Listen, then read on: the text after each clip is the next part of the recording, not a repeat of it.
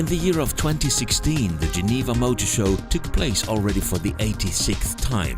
200 exhibitors from 30 countries presented more than 120 world and European premieres, amongst them the all-new Etos from Rinspeed. The Swiss automobile visionary Rinderknecht developed the concept car together with around 30 companies.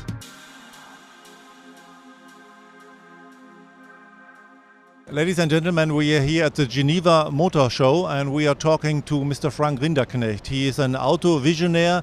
He always brings a car to this show for many years now.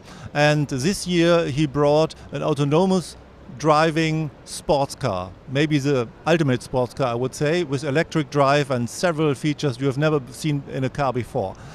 Mr. Rinderknecht, what was the idea behind this prototype?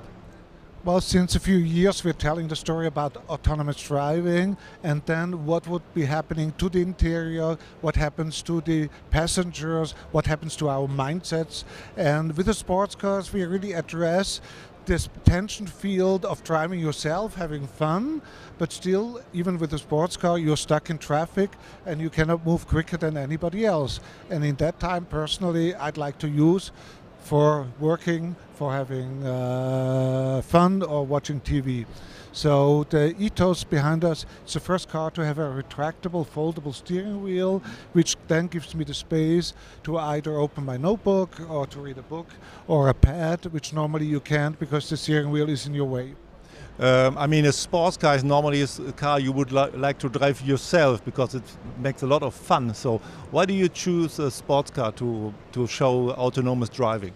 Exactly, as we wanted to evoke discussions, and it's a little provocation to say, okay, when do I drive personally myself, when do I have a steering wheel in my hands, or when do I leave the guidance to somebody else, so to speak, to the autopilot.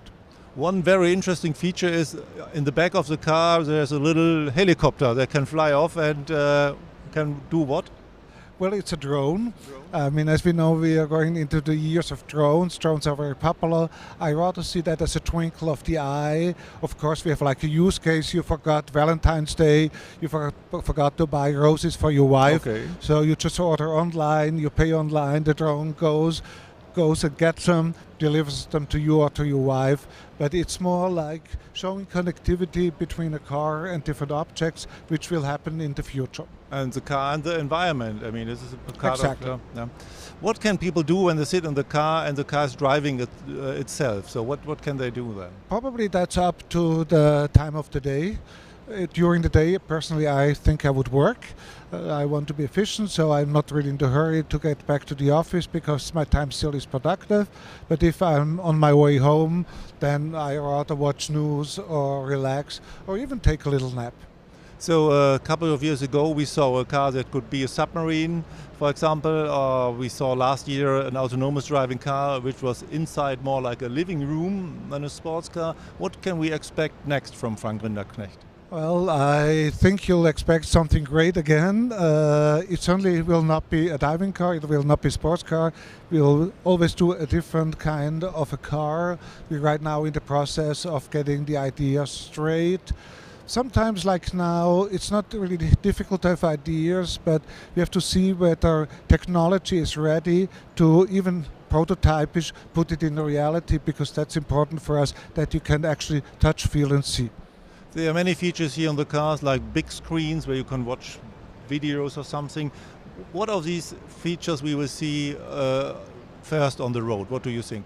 What we have here are two very wide screens, and while the steering wheel retracts, they move against the driver. The reasoning is very simple. If I'm driving myself, the cluster needs to be about a hand's length away, and when I watch TV, I'd like to have them closer, because I wouldn't want to watch TV that far away. So this is also the first car which has those movable or programmable displays in order to avoid to have many of them for the different modes you're driving.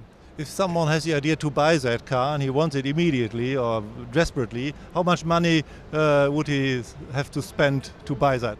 Like always, our cars are not for sale, they're not meant for production, just the elements, technology, materials, they have the tendency to come into the market maybe tomorrow, or day after tomorrow, or in 5 years' time. Frank Rinderknecht, thank you very much and thank you for watching.